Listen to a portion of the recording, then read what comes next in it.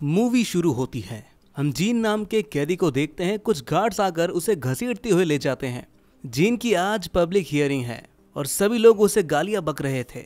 जज साहब कहते हैं 2 दिन बाद जीन को एक लकड़ी के क्रॉस पर चढ़ा दिया जाएगा और 12 लोहे की छड़ से पीटा जाएगा। साथ में उसकी हड्डियां भी तोड़ दी जाएंगी, जिसे सुनकर वहां मौजूद सभी लोग खुशी से झूम उठते हैं।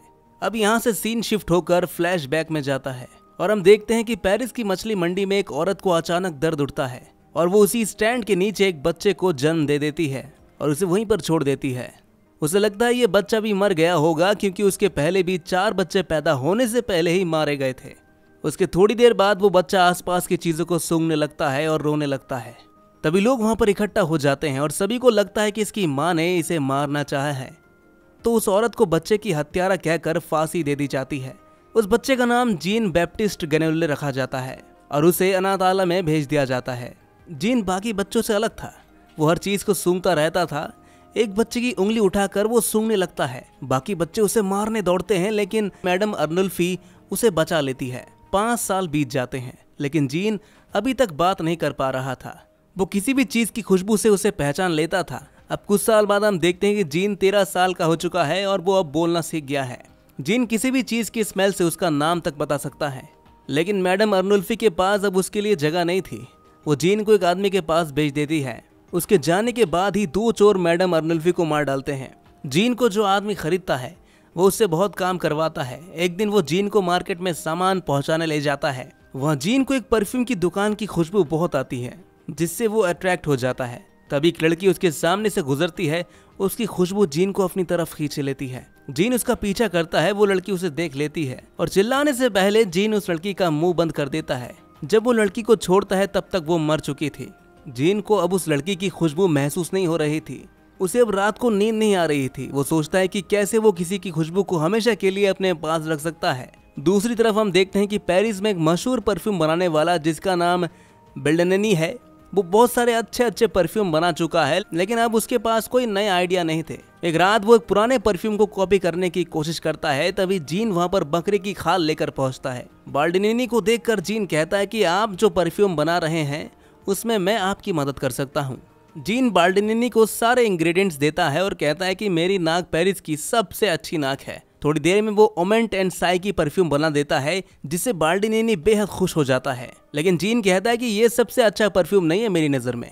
फिर जीन एक नया परफ्यूम बनाता है। जब बाल्डिनी उसे सूंघता है तो उसे अपनी पुरानी प्रेमिका याद आ जाती है। अगले ही दिन बाल्डिनेनी जीन को उस आदमी से 50 फ्रैंक में खरीद लेता है। अब जीन की वजह से बाल्डिनेनी का बिजनेस भी फिर से चल पड़ता है। एक दिन बाल्डिनेनी जीन को परफ्यूम के इतिहास के बारे में बताता है। वो कहता है कि एक बार फेरो के मकबरे में एक परफ्यूम मिला था। वो इतना पावरफुल था कि सबको लगा जैसे वो स्वर्ग में है। बाल्डिनेनी कहता है कि उस परफ्यूम में 12 एसेंस ऐसे थे जिन्हें पहचान लिया गया था, लेकिन एक एसेंस ऐसा था जो आज तक किसी को पता नहीं चल सका। अब अगले दिन जीन बाल्डिनेनी की बिल्ली की खुशबू कैप्चर करना चाहता था, पर बाल्डिनी उस पर गुस्सा हो जाता है। तभी जीन गिर जाता है और बेहोश हो जाता है। जब उसे होश आता है तो फिर से वो बाल्डिनेनी से पूछता है।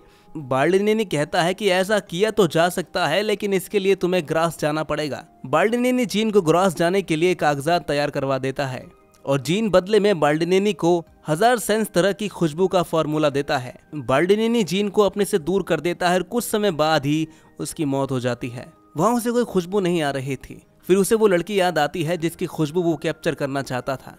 उसे लगा कि उसकी कोई खुशबू नहीं है, इसलिए उसकी जिंदगी का कोई मतलब नहीं है। फिर वो ग्रास की तरफ चला जाता है और रास्ते में सोचता है कि मैं खुद का एक नया पहचान बनाऊंगा। रास्ते में उसे एक खुशबू आती है। ये वही खुशबू थी जो उसने उस लड़की से महसूस किया था। वो खुश हो जाता है और उस खुशबू के पीछे जाने लगता है। वो देखता है कि सामने से एक सवारी आ रही थी। वो उसका पीछा करता है और उस लड़की के घर तक पहुंच जाता है। रात के अंधेरे में जीन उस लड़की को देखता रहता है। तभी पता चलता है कि उसका नाम लौरा है। वो शहर के एक बड़े आदमी की बेटी है। यहीं हम लौरा के फादर को देखते हैं, जो शहर के बहुत बड़ी हस्ती हैं। कुछ समय बाद जीन एक परफ्यूम फैक्ट्री में काम करने लगता है। उनका परफ्यूम बनाने का तरीका थोड़ा अलग था।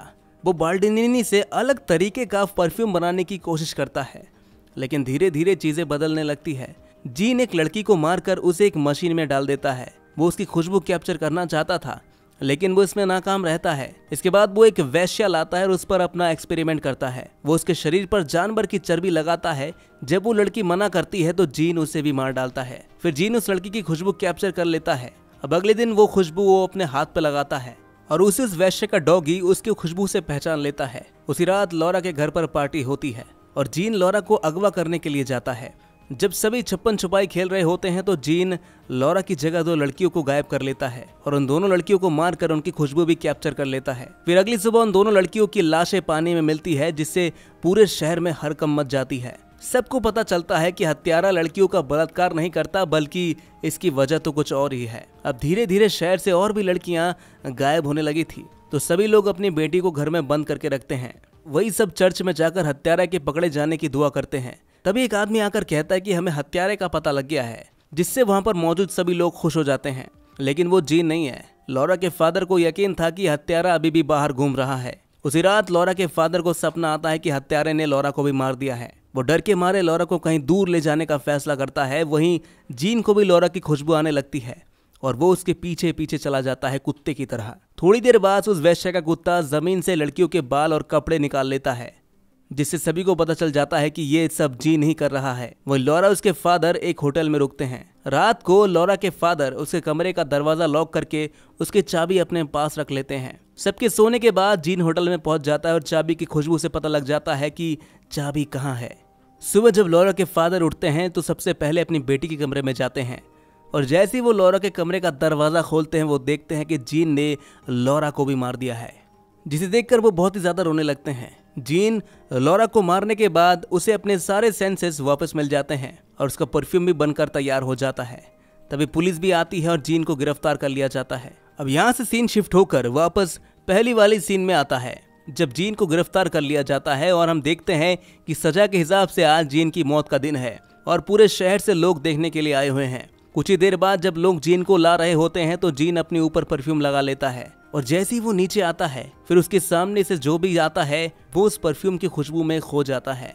यहाँ तक कि जल्लाद भी जीन के सामने घुटने टेक देता है और सभी लोग कहते हैं कि ये बेगुनाह है और उसने कुछ नहीं किया है। फिर जीन उस परफ्यूम को एक रुमाल पर लगाता है और उसकी खुशबू हवा में फैला देता है।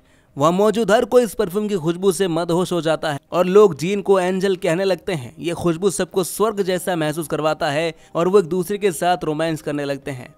वहीं अब जीन को फिर से वो फल बेचने वाली लड़की याद आती है और वो सोचता है कि अगर मैंने उस वक्त उसे मारा नहीं होता तो वो आज मेरे साथ यहाँ पर होती। लॉरा के फादर भी तलवार लेकर आते हैं, लेकिन परफ्यूम की खुशबू से मदहोश होकर वो जीन को गले लगा लेते हैं।